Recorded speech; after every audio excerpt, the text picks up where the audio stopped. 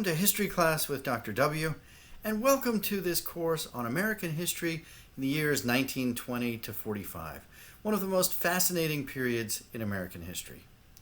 In this series of 3 brief preliminary lectures, we're going to look at some big ideas that cover the entire period 1920 to 45 and break down a number of the themes that we're going to be covering over the course of all of our lectures.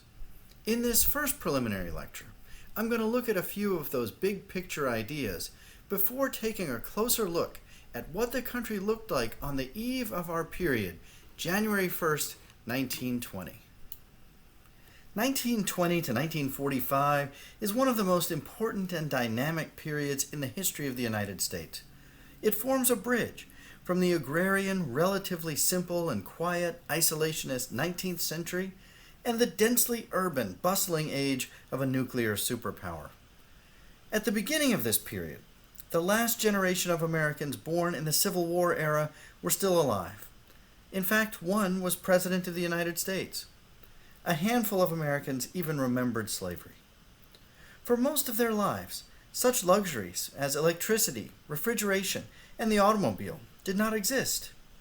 Aside from the imperialist adventures of the Spanish-American War, prior to World War I, these Americans paid little attention to the rest of the world, and their government remained staunchly isolationist.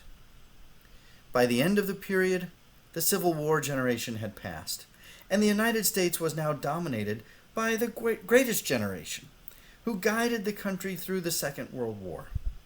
Not only were automobiles and electricity now taken for granted, they were followed by a vast array of household items and appliances, leading us toward the prosperity of the 1950s. Radios and televisions, washing machines and ovens, hair dryers, and electric razors. Film progressed from a dime store novelty to silent films, to talkies, to full-blown cinematic blockbusters. Professional sports became a national obsession, and athletes became some of our greatest heroes, including Babe Ruth, Red Grange, Babe Didrikson, and Joe DiMaggio. And our nation was no longer isolationist and neutral. In the post-World War II era, it was one of the 2 great superpowers, a burden that brought with it international entanglements that continue even today. It is an era of stark contrasts. We will discuss some of our worst presidents, Harding and Hoover, and one of the very best in FDR.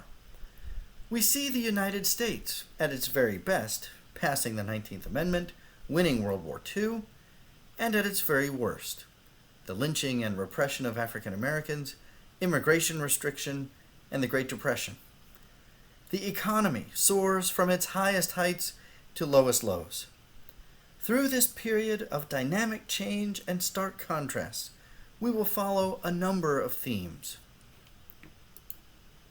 I'll be going over each of these in more detail in the next lecture. But here's a quick overview of some of our course themes. Continuity or change? Different historical interpretations of this era in the big picture. The impacts of World War I and the Progressive Era. And for those of you who might have taken my course on the Gilded Age and Progressive Era, that will give some good background to the early portions of this course. The Roaring Twenties? Frivolity and repression in the 1920s. That is, were the 20s really roaring? The growth of a nationwide labor movement. The transition from the United States from isolation to being a global superpower. The era of FDR and the evolution of the welfare state. We'll also look at culture, entertainment, and sports throughout the period. And finally, we'll reach World War II. We'll talk about its social impacts on the home front and the rise of the so-called greatest generation. Now let's talk a little bit about where we were as a nation as we begin this period. January 1st, 1920. On January 1st, 1920, the President of the United States, Woodrow Wilson, was incapacitated. He had suffered a stroke on October 2nd, 1919, after a grueling tour of speeches lobbying for his League of Nations, covering 8,000 miles, 33 speeches in 22 days. As of January 1st, Wilson was bedridden, incapable of walking or making public appearances.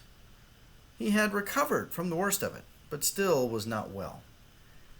It is a bit of a myth or exaggeration that his wife, Edith, ran the country, but she certainly did prove to be a valuable assistant in the time when Wilson was recovering. As of January 1st, 1920, the United States still had not signed the Treaty of Versailles or established formal peace after World War I. After more than a year of negotiations and 6 months after Wilson presented the treaty to Congress, it would be July of 1921 before the United States established a separate peace with Germany, a joint resolution signed by the new president, Warren G. Harding. The effects of the war were still very much in evidence around the country, as thousands of men bore the scars of war, missing limbs, blindness, or suffered from PTSD. In January 1920, parts of the country suffered through the fourth and final wave of the influenza pandemic that had started in 1918, also known as the Spanish flu, the deadliest pandemic in world history. Worldwide, some 500 million people contracted the disease. As many as 40 to 50 million were killed. In the United States, more than 100 million people got sick, a third of the population, with some 800,000 dying. By 1920, the disease was in its final phase, and a relatively small number of Americans died from it, perhaps a few thousand. But American families were shaken by the fear of the illness for years afterwards. The dual shocks of World War I and the flu pandemic left the nation psychologically scarred as the decade began. On January 1st, 1920, the Attorney General of the United States, A. Mitchell Palmer, ordered federal agents throughout the country to raid local headquarters of the Communist Party. Palmer was at the height of his powers and popularity. He made a career of hunting down radicals. This was the peak of the Red Scare, driven by xenophobia and hyper-patriotism caused in part by World War I. On January 1st, 1920, the film Birth of a Nation could still be seen on movie screens around the country. D.W. Griffith's heavily biased depiction of the Reconstruction era showed the Ku Klux Klan as saviors of the South, while newly freed slaves ran amok in Southern legislatures. The film, released in 1915, inspired the rebirth of the Klan in the United States. By 1920, it was approaching its peak of 4 million members and had become a social and political force across the nation. In January 1920, the name Herbert Hoover was bandied about by both political parties as a potential candidate in the presidential election that year. Hoover was fresh off a 3-year stint heading the Commission for Relief in Belgium and another year feeding starving Russians, Germans, and Hungarians. Hoover was a popular choice. He denounced the Red Scare, he advanced the cause of collective bargaining, and he admired the great progressive Theodore Roosevelt. Hoover was passed over as a candidate in 1920, and then named Secretary of Commerce by Warren G. Harding, a position he held with fantastic success until his own successful candidacy in 1928.